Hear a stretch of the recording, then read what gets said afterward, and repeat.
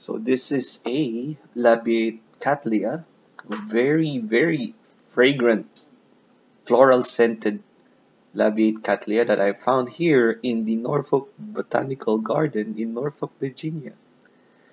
Very big flowers too. It could be like about easily like 6 to 7 inches across. Quite a big flower. And here is a nobile type dendrobium, which the flowers are very like just spectacular. The colors are pink, yellow, intermingling. It's like a blend of pink and yellow. And there you go. This is quick sweep of the whole greenhouse. They call this area the tropical uh, display house for, I guess, tropical plants and orchids, of course. And there you go. There's a Neofinetia falcata perched on that branch. Very nice with the Tillandsia air plants. And some more orchids and bromeliads on the bench. They're all planted in clay pots. Very nice. So we go and skim or scan all through this. That's it. That's a white phalaenopsis there. Really nice. Very white. I mean, so nice. The the brightness of that white is nice. And these are a ton of this, so many of this nobile type dendrobiums, as you could see there. And the flowers are just so spectacular. They have like blending mixtures of purple, white, and yellow.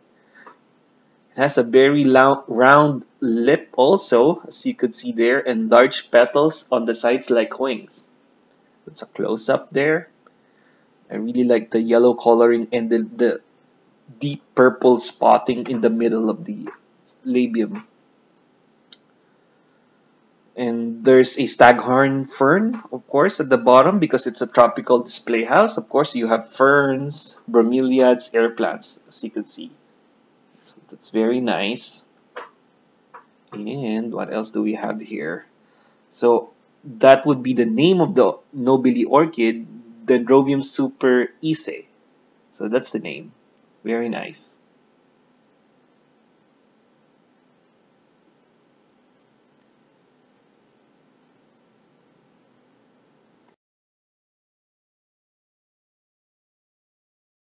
Now we move on to this Latouria type Dendrobium, a miniature Latouria type Dendrobium. It's quite small. It's not so tall. It could be just less than a foot high from the root area to the very top of the flowers. This is Dendrobium microchip. So it's really nice. There's like spotting on it. It's a progeny of the Dendrobium aberrans, as you would know. This is quite a very popular breed of Latouria type hybrid, and a lot of people like it because of its very small size, very easy to take care of. This is a little bit larger than the other one, the first one there, the microchip. This is another Latouria type, as you could see there. Bigger flowers, longer hard cane stems, and of course this Latouria types is also known as the New Guinea Dendrobium because a lot of them came from Papua New Guinea, that area, those islands, very tropical, very high humidity areas, and that's the name there. Roy Tokunaga spots crossed with Roy Tokunaga dark lip, so it's a cross between those two. Very nice. This doesn't have spots on it. As you could see, the petals are also wider like wings. As you can see there. They have petals. They have wing-like petals on these guys here. All of the canes pretty much have. So that's the name there. Dendrobium silver wings crossed with Hisako Haraguchi. So that's the name there. Oh, yeah. Definitely could see the wings. Definitely nice. So that's the area where they have those Latouria type dendrobiums. Okay, let's look here and see what they have.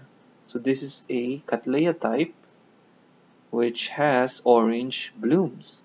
So it has orange and yellow intermingling in the flower, as you can see there. It has a very long flower spike stem, and the flowers are very cute. That's the name there, peach parfait.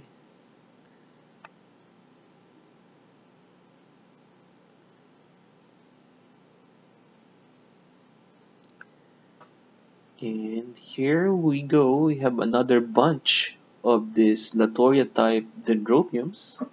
Very nice. With some Spanish moss. More of them on the top, stacked on top of each other in clay pots. They're hanging on these hooks. Very nice on this pillar. It's a good way to showcase these plants because there's so many and so floriferous that it's so nice that they're all in one area. You see the spotting and the intricate pattern, purple patterning in the labium, in the lip, as you could see there. Really nice. All of them don't look all the same. They have like a different pattern on each one, just like a fingerprint.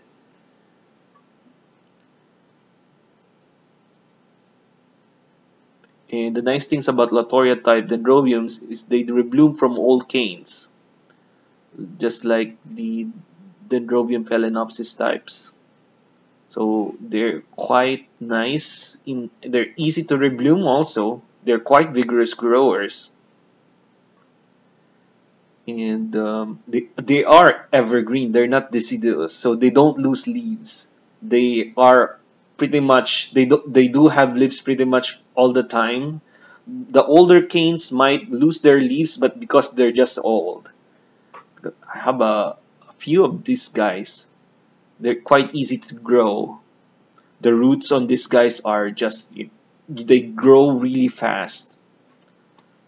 They become very overpotted quite away. This is the coconut orchid, as you would know. This is Maxillaria tenuifolia, and it's starting to creep out its pot. And this is a formosae type dendrobium, also an evergreen, unlike the nobili type, as you would know, because the nobili type loses its leaves. The orange labium is really nice on this one. I think it's Green Lantern, Dendrobium Green Lantern. It should be Green Lantern, no S. That's just Green Lantern. All right.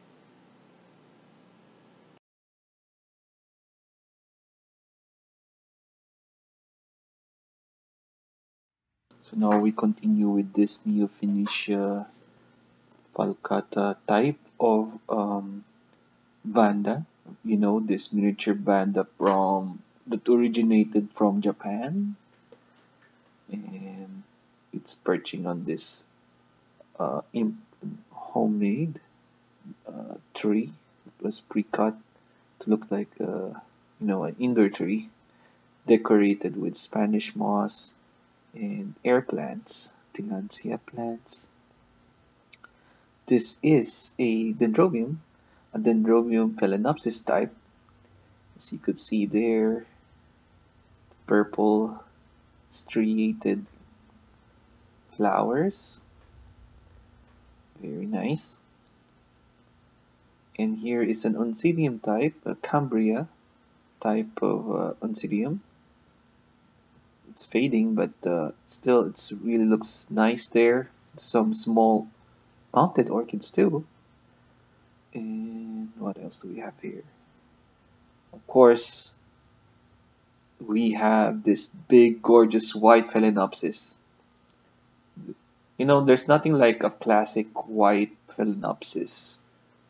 You know, a waterfall, basically, of this Very gorgeous phalaenopsis plant. And here is another phalaenopsis.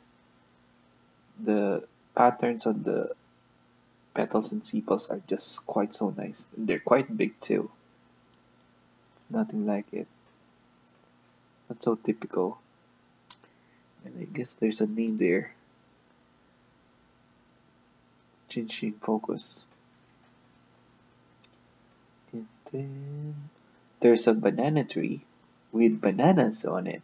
So that's you don't get any more tropical than that. As you could see there, a huge tropical banana fruit vine there.